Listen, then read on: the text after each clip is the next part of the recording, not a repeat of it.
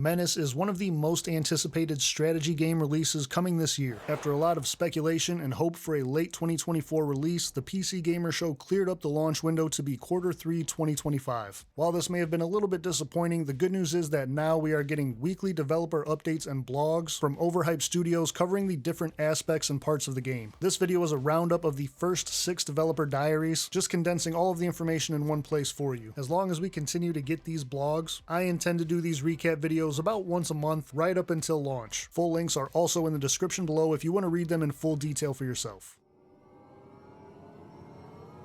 The first entry is called Breaking the Silence and is just kind of a basic introduction to the game and confirms the official release window of fall 2025. However, there are a couple of interesting pieces of information here. For one, the developers clarify their aim to produce one of these blogs each week up until launch, and they also confirm that MENACE will be releasing in early access. If you don't know, Overhype also developed Battle Brothers, and they said the early access period was absolutely crucial in making sure that the final product was as feature-rich, bug-free, and balanced as it could be. The community played a big part in that, and they're hoping to have the same interaction and feedback with MENACE. They also talk a little bit about the development timeline of MENACE, and I was interested to see that it's actually been in development since 2018, initially starting as a 2D game on their own engine, and eventually moving to a full 3D experience based in Unity. Turn-based tactics is what Overhype does, and this is what MENACE and Battle Brothers both are. The setting for MENACE is a low-power sci-fi universe that is constantly evolving, and it looks to combine the tactical choices and complexity of Battle Brothers with a game that is also easier to get into but multi-layered enough that you can really dive deep if you choose. The developers go on to say that after working on the medieval fantasy world of Battle Brothers for 10 years, they really just wanted a new setting to spark their creativity and enthusiasm, and just as Battle Brothers reflected small arms medieval combat as close to reality as it could, MENACE will try to do the same, except with firearms and modern warfare mechanics. Ultimately, the aim of the game is to generate stories. Each playthrough will have handwritten specific elements, but also a lot of procedural content, and players have freedom of choice with gameplay layers and moving parts, so no two will ever be the same. Finally, the game will not only focus on squad warfare, but also larger scale concepts like vehicles, walkers, artillery, and airstrikes. The idea is that the larger scope will drastically change how the game looks and feels, but it also adds a lot of new possibilities that are not in most similar games. Now, I don't know about you, but all of that sounds great to me. This is definitely a very ambitious project.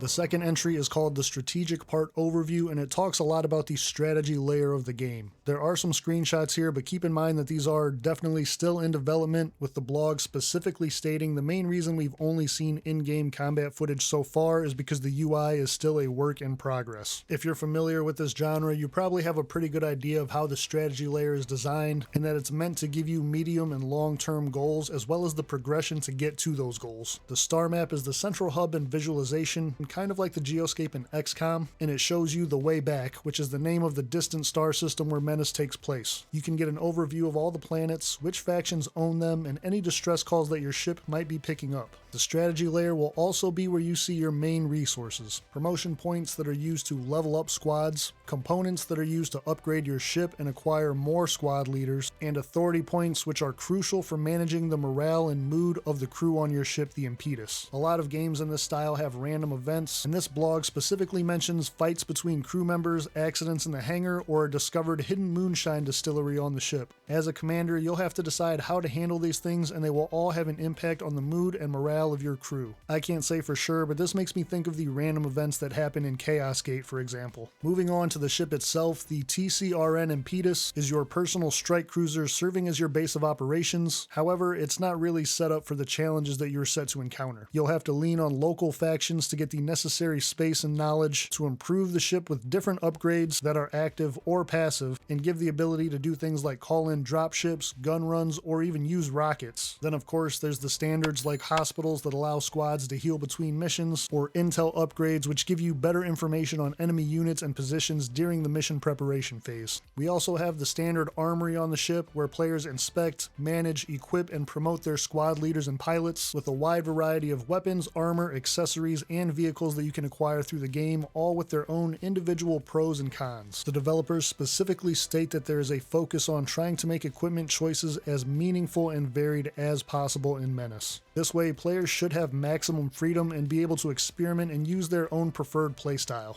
Talking about promotions, each squad leader will have their own specific skill tree that can be unlocked via promotion points, which are earned for completing missions and can be spent on any character. It sounds like a lot of these perks will be standard as they will be shared between different characters, but the combination of perks that are available will always be unique to that character. On top of that, each squad leader starts with their own trademark personal perk that's always unlocked. I know this section kind of opens up a lot more questions, but don't worry, there is another dev blog covering the squad leaders and all of that more in depth coming up later in this video. Moving forward, entry number 3 is an overview of the tactical combat. For starters, you will be deployed on missions, but each mission will be part of a connected series called an operation. These missions and operations are all procedurally generated for maximum replayability and new challenges. Each mission has one or more objectives that needs to be completed, and the developers specifically state that the days of just killing everything to win every mission are long gone. Even though there will still be some missions where you have to do that, you're more likely to have objectives like rescuing civilians, getting people to safety, defending a military base, or capturing critical infrastructure before the enemy does. And the idea is that you'll have to bring the best suited squads, vehicles, and equipment for those specific tasks, and your choices will have a substantial impact on your success or failure in the game. Each map is also procedurally generated, and the maps are square or grid based, but there are some things to break them up visually as well as different biomes to make them all stand out. Each planet will have its own environment, with the examples temperate, desert, snow, and jungle being given. These environments will branch into various biomes. For example, a temperate biome could be rocky, foresty, or plains. Each biome will have separate challenges like dense forests or obstructing rocks, specific to those environments and meant to make them stand apart from each other. However, within these maps there will also be handmade structures and elements. The developers call these chunks, and it makes me think of the XCOM 2 process where there were specific buildings and compounds that were made. That way you wouldn't just have random piles of buildings everywhere, and it all still makes sense. As for the combat itself, Menace will use a standard action point system, but the turn orders will be a little bit different. The turns will alternate between the player and AI, instead of your entire squad acting and then the AI's entire squad acting. This creates a situation where the faction with more units obviously has a distinct advantage, as it can move all of its leftover units freely once the other side has spent all of its action points. What this will do, however, is emphasize picking the right unit at the right time, manipulating the turn order, or baiting enemy units into certain moves, and really up the mental aspect of the tactical combat. Learning how to manipulate your enemy and efficiently use your units will make the difference between suffering horrendous losses or being hardly scraped at all. The developers do say that they'll discuss their reasoning behind using alternating turns instead of squad turns later in a different dev diary. As for units, there will be 2 fundamentally different types, basically infantry squads or vehicles. Each infantry squad is led by a squad leader who also represents that unit in combat and is a distinct character that acts in events and more outside of combat as well. The size of infantry squads can vary between 1 and 9 elements, but will mostly be around 5. Squads will also share 1 health pool, and 1 element will drop with a certain amount of hit points lost. Think of this like having 9 soldiers in a squad, and each one that you lose will reduce the unit's firepower more and more. Each squad can be equipped with a wide variety of weapons, and every member in this squad will use the same weapon. There are even some special weapons like rocket launchers for armored targets or heavy machine guns for suppressive fire that squads can equip to change out their base weapons. Not only that, but squads will also equip body armor for additional protection and other benefits, in addition to utility items like target designators, motion scanners, or grenades. Vehicles, however, are a little bit different, and when I say vehicles, it includes mechs or walkers as well. The mechs will have a designated pilot instead of a squad leader and are always only a single entity that takes up 1 tile. Vehicles do have a health pool similar to the squads, but instead of losing elements like soldiers, a vehicle will collect defects, kind of like injuries. These defects can range from things like an overloaded targeting computer to a disabled engine, or could even lead to more catastrophic things like an explosion that instantly wipes the vehicle out. Vehicles will not be as flexible as squads. They come in fixed configurations and can only take on upgrades on top, meaning like a rooftop turret, rocket launcher, or other types of weapons, I would assume. However, each vehicle will have different variations to ensure that there is a large variety and you're not just using the same ones over and over. Lastly, in the tactical combat overview, we have a section talking about cover and line of sight, things that can be very divisive in games and can work either really well or really poorly. Unlike in other games, cover in Menace is very effective at blocking shots from the front, so trying to attack enemies head-on that are behind cover is usually not a good idea. The thought process here is that players will have to get creative. For example, suppress an enemy that's in cover and then send another squad around to flank them, or do something like use smoke grenades to cover their advance and then use frag grenades when they get close enough to take out the enemy that's in cover. The developers also specifically talk about the line of sight and say that it's very lenient in Menace, as units can see and shoot through all buildings and assets that are smaller than 3x3 tiles. So the only thing you won't be able to shoot through is larger structures or objects that block all lines of sight. They go on to say that there's been a lot of development, testing, and trial and error behind this decision, and as an example they say few things are more frustrating than expecting to see an enemy at a certain position, moving there, and then not being able to see them. In my experience, games with very strict line of sight are usually kind of a pain, so I would rather they go this direction with it anyways.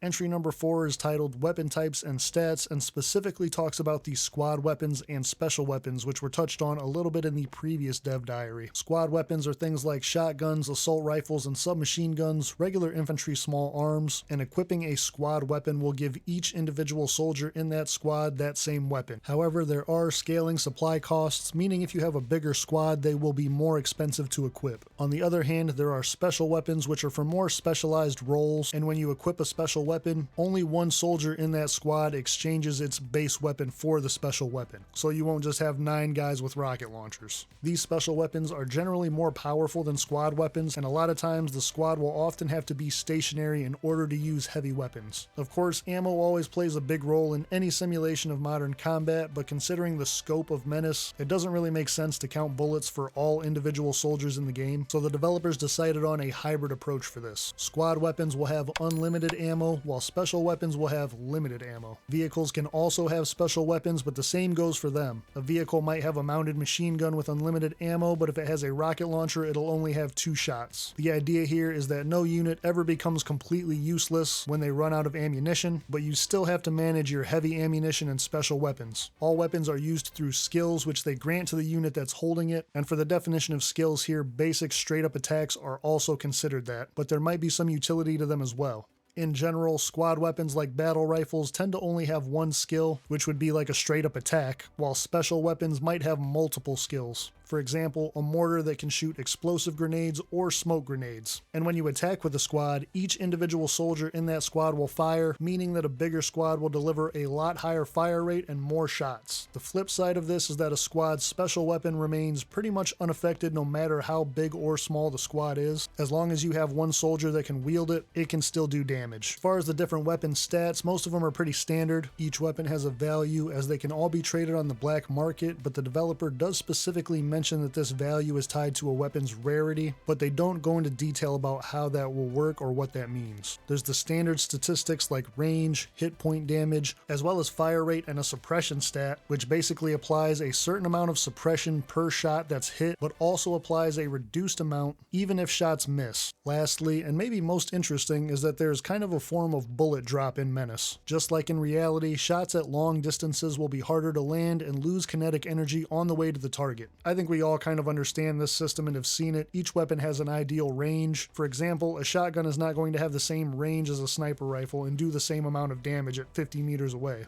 This is applied in Menace, but also kinetic weapons will lose force over a distance, so the further away that targets are, armor damage, armor penetration, and base damage are all affected. The exception to this rule is obviously things like explosives. A rocket launcher isn't going to have reduced damage over distance because it's an explosive, and whether it explodes 10 meters away or 50 meters away, it's still the same payload.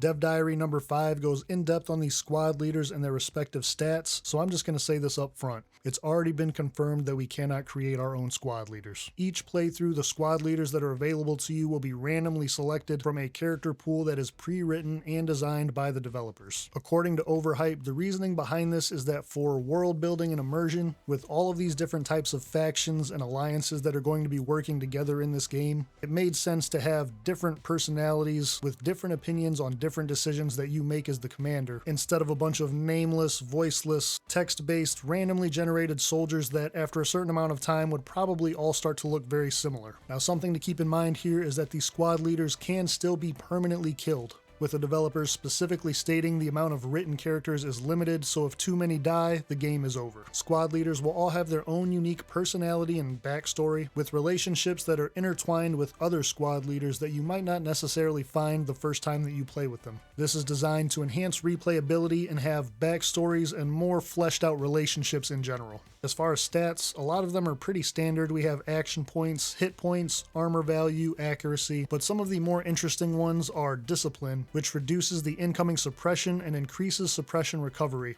This is kind of like a morale statistic, as the blog specifically states that morale tests are done against the discipline of a unit. So if your squad is losing soldiers or other squads are getting wiped, there is a possibility that your squad could become panicked or retreat from battle, and the higher the discipline check, the more resistant to that they are. There's also detection, which is how well a squad can detect hidden or concealed enemy units, and also on the flip side, concealment, which is how well the squad can stay hidden while in the field of view of enemy units. It's also noted that the environment plays into concealment with things like forests, buildings, and tall grass, and a unit with high concealment behind cover is designed to be able to ambush enemies very effectively. Then of course, each squad leader will have their own unique starting perk, unlocked immediately and designed in a way to make them feel unique to the character and really emphasize that person. Every squad leader also has their own perk tree, which can be unlocked through promotion points, and the selection or combination for each squad leader will be unique to them. A pretty straightforward entry that I feel like mostly wanted to just address why they weren't doing custom characters and created characters like XCOM. Dev Diary number 6 goes in depth on the supply cost and item system, as well as some of the equipment that can be brought along in missions. Each piece of equipment comes with its own respective supply cost, in addition to each mission having a supply point limit. Now right away you're probably thinking that this is a hard limit, but there are ways to manipulate both the supply cost and the available supplies, with the developers comparing it to the point system in tabletop games like Warhammer. And this isn't just a player imposed limit. The enemies will use the same system when buying their units, and also be limited to a certain supply count. This system does sound kind of stifling, but the developers go on to explain that the reason they did this is that when you don't have a system like this, you pretty much always have all of your troops all the time using the best equipment available. There's no reason not to. However, the idea behind this system is that it gives you more variety in that you could equip a squad with cheap armor and get more powerful weapons, or the other way around, have top tier armor and a little bit less powerful weapons to really maximize that point limit and be able to play the way that you want to play. A game-specific example that the developers provide is a mortar-equipped squad that's going to fire from the back lines and could just have basic rifles and basic armor, which would save points to invest in your heavy armor troops that are on the front line. Or you can always bring a handful of very powerful, well-equipped units, or just scattershot cannon fodder with many poorly equipped units, and anywhere in between. In theory, this does sound good, and like you can choose to approach missions however you want. Moving on to some of the equipment that's available, they talk a little bit about the armor, and while they don't break down the specific types available, the developers do say that there is a wide variety that not only offers protection, but there are some armors that add additional skills and abilities as well. Obviously, there's the armor value and armor durability, and basically how durability works is any shots that don't penetrate the armor will reduce the durability, and the lower the durability, the lower the effective armor value is. What this means is that most armors will be good at taking a few hits, but might lose effectiveness pretty quickly. There's also some weapons with very low penetration but very high armor damage, basically meant to shred armor before punching through. Different armor types will also have different accessory slots that will determine how many accessories a squad can carry into battle. Usually light armors will have more accessory slots and heavier ones will have less. Armor will also have its own supply cost, and obviously bigger squads will cost more supplies than smaller ones as they have more elements to be equipped. An example of some of the skills, modifiers, or abilities that armor can have is that some very heavy armors might reduce movement speed or view range, while others have gimmicks installed like smoke launchers, laser designators, or thermal imaging devices. Moving on to accessories, this term is used across a very wide range of items, and in MENACE it's says the variety to pick from will be massive. Most squads will usually be able to equip 2 accessories, but depending on armor or perks, they can have up to 4. Most of these are going to be pretty familiar: ammo packs that increase the ammunition for special weapons, camouflage that makes the squad harder to detect, things like that. The big highlight in this category though are grenades that will come in all types and flavors. Earlier blogs have mentioned things like smoke grenades, obviously fragmentation grenades, and while this one doesn't go any more in depth than that, I'm interested to see what they come up with. Other types of accessories are things like combat drugs to instantly reduce suppression or boost morale, and things like single-use RPGs. Notably, accessories also come with their own supply costs, so squad equipment and inventory management is going to be a big part of this game. And if you would like to see what other turn-based tactics games I'm really looking forward to this year, click through the video on screen now.